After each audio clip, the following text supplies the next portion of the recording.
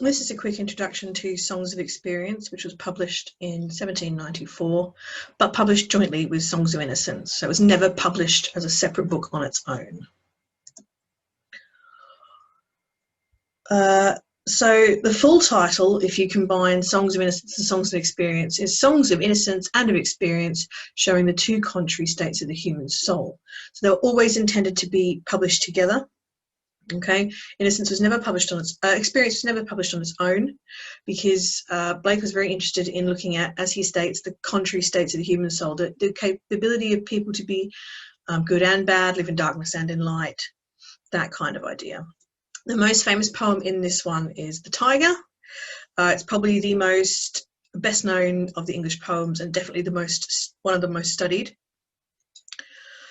When writing Songs of Innocence and Experience, Blake really viewed his poet predecessors, the neoclassical poets, quite harshly. He was not influenced by tradition or by the official poetry techniques of the period, such as the Romantic techniques. More, he was really influenced by popular sources at the time, so popular ideas that were gaining traction in philosophy, in religion, and in particular, he really enjoyed looking at hymns that were coming out.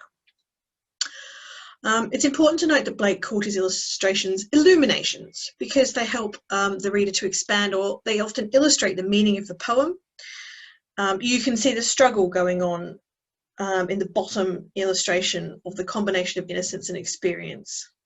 And the people in the illustration are wearing ivy clothing around their nether regions, a bit like Adam and Eve. So the often considered to be the original struggle. In Experience, there we get the first of the paired poems, so poems that offer a different view of the same poem than that of the one that appears in Innocence. So the three paired poems that we'll be studying are The Chimney Sweeper, Holy Thursday, and The Nurse's Song, both of whom, under exactly the same title, appear in Songs of Innocence and Experience, but show the two contrary states of the human soul, if you will. If you think about it then, the publication of Innocence and Experience together seems to suggest that there is a third view that is influenced by both the light and the dark, or the fresh, childlike, hopeful and optimistic view of childhood being blended with the anxious and fearful truth of the world that Blake lived in at the time. I guess if you think about it, it's hope versus reality. So when you're thinking and you've got to make a big decision, you often look at the pros and the cons. I think that these poems reflect that idea of you often having two separate dialogues in your head. You know, if I do this, this is the worst thing that could happen, but if I do it, this is the best thing that could happen. And I think this is how Blake is exploring his world in the 1790s and 80s. After all, isn't human consciousness made up of both sides of this complex internal dialogue of innocent hope for the best, and of obviously your own personal experience, which grows as you progress through adulthood, of the harsh realities that life can dish out when you least expect it? Songs of Experience also then focuses a lot on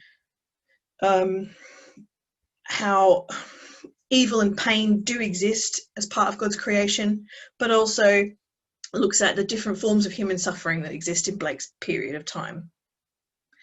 There were 24 original poems that exist today, with different types of prints. Obviously, we know that Blake printed off a black and white master and then coloured them all. So here are the pictures for the 8 poems that you will see, maybe studying in Songs of Experience.